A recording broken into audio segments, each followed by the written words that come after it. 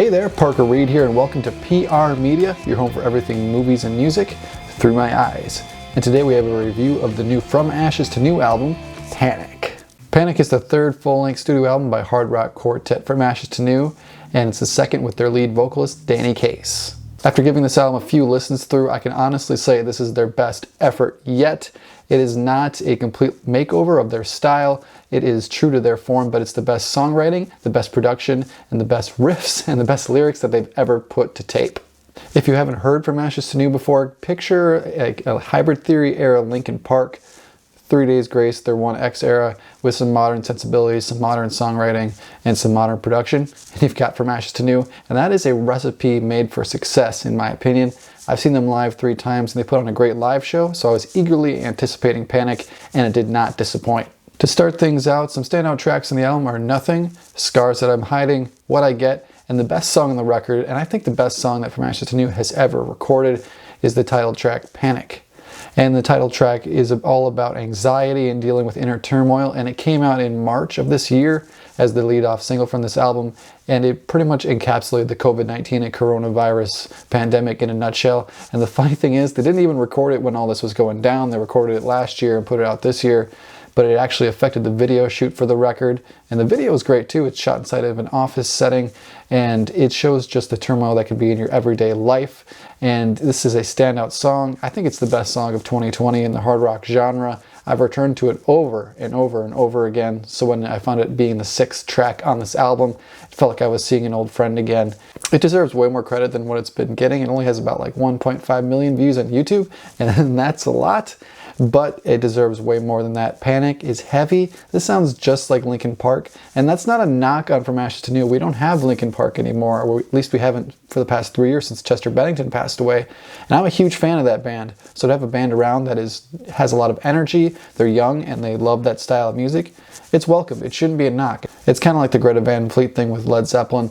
And you're always going to draw comparisons when you have rapping and clean singing and heavy vocals. The comparisons are inevitable. On Panic, From Ashes to New is heavier than they've ever been. The song Side Effects is incredibly crushing and heavy in Danny Case. His lead vocals are super heavy, and they're peppered throughout the track list. He's just not screaming the entire time.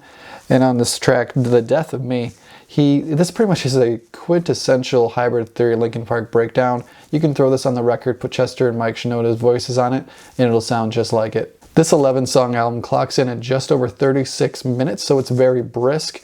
And I could have done with a few extra tracks because it flows so well and it just hits hard from start to finish.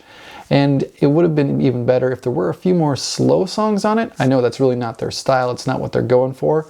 But what Danny Case's vocals, he is a great clean singer. And the song Wait For Me shows just how much potential they have in this genre.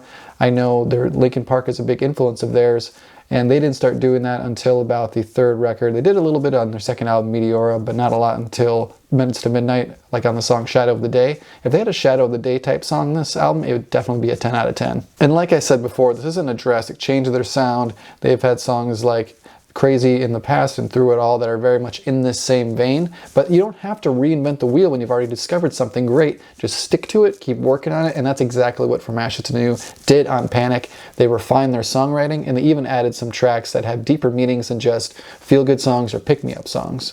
Just a few examples of those on Panic include the song Side Effects, which is all about the effects of doing drugs that it has on your life, and the song Bulletproof, which is about school shootings and the mentality that the shooter goes through. And these tracks really show how deep From Ashes to New is with their songwriting topics, and just it involves you a little bit more in the album, and it draws you in a little bit closer than just the stereotypical rock ballads or the stereotypical headbangers.